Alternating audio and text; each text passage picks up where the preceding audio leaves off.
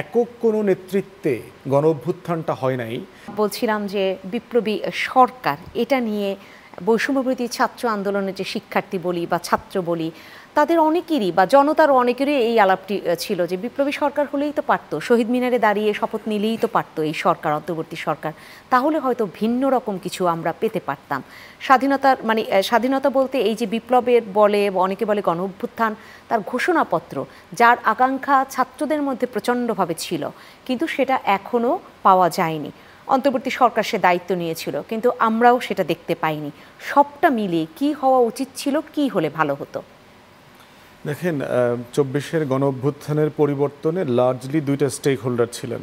একটা হচ্ছে রাজনৈতিক দল, সবাই দলগুলো মিলে যারা ফ্যাসিবাদ বিরোধী আন্দোলনটা করেছে ১৬ বছর থেকে, ভোট, নির্বাচন, গণতন্ত্র, সুশাসন, তারপরে হচ্ছে ন্যায় বিচার, এগুলো নিয়ে তারা কথা বলেছে, ক্যাম্পেইন করেছে তাদের সাধ্য মোতাবেক, এবং তাদের প্রচুর ত্যাগ কোরবানি হয়েছে। বিরোধী দলের যারা ছিলেন, বিএনপি, জামায়াত শিবির, ছাত্রদল, হেফাজত, হাজার হাজার নেতাকর্মীকে শহীদ হইতে হয়েছে, প্রতিবন্ধী হয়ে গেছেন, হাজার হাজার মানুষ পঙ্গু হয়ে গেছেন।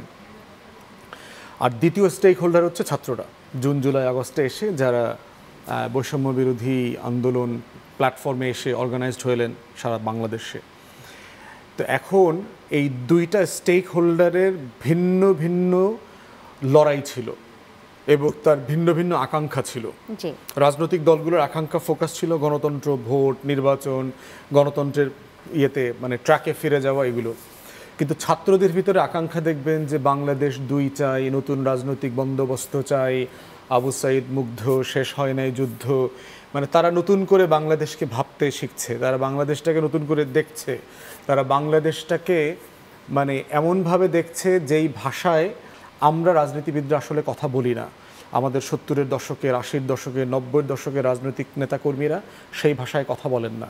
এই জন্য দেখবেন যে দুই রাজনৈতিক স্টেক হোল্ডারের বক্তব্য, ভাষা, আকাঙ্ক্ষার ভিতরে প্রচণ্ড রকমের দূরত্ব আছে।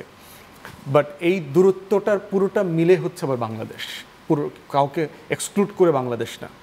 এখন প্রশ্ন হচ্ছে, যেহেতু একক কোনো নেতৃত্বে গণ অভ্যুত্থানটা হয় নাই, সেই জন্য কোনো পার্টিকুলার অ্যাসপিরেশনকে আইডিয়ালাইজ করা, ম্যাটেরিয়ালাইজ করাটা চ্যালেঞ্জিং হয়ে গেছে। আমরা ৫ তারিখেও তো কেউ জানতো না যে হাসিনা ১০টা-১১টার সময় সিদ্ধান্ত নেবেন পালাচ্ছেন কিনা, ভারতে যাচ্ছেন কিনা। একটা অনিশ্চয়তা কিন্তু ছিল। তো সেই জায়গাতে ছাত্ররাও তো একটা স্প্লিন্টার ফোর্স, ইউনিফাইড ফোর্স না। তারা একটা কমন জায়গা থেকে একসাথে এসছেন, কিন্তু খুব অর্গানাইজড একটা সেন্ট্রাল লিডারশিপ আছে, ব্যাপারটা তা না। বরং বাংলাদেশের ছাত্রদের রাজনীতির ইতিহাসে ১৭-১৮ থেকে ছাত্র সংগঠনগুলোর মেজর কোনো কন্ট্রিবিউশন নাই। কিন্তু যে কয়টা বড় ছাত্র আন্দোলন হয়েছে ১৭-১৮ থেকে, প্রত্যেকটা কিন্তু অরাজনৈতিক ছাত্র সংগঠনের ব্যানারে হয়েছে।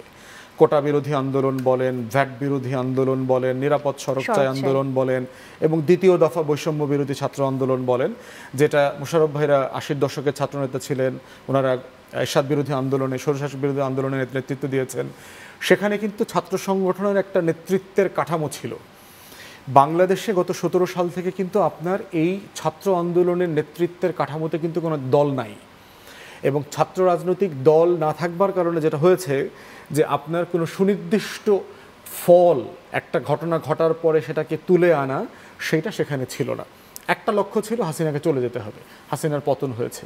কিন্তু হাসিনার পতনের পরবর্তী বাস্তবতায় রাজনৈতিক দলগুলো অথবা ছাত্ররা সবাই মিলে কি করবে সেটা আসলে আগে কেউ ভেবে রাখে নাই।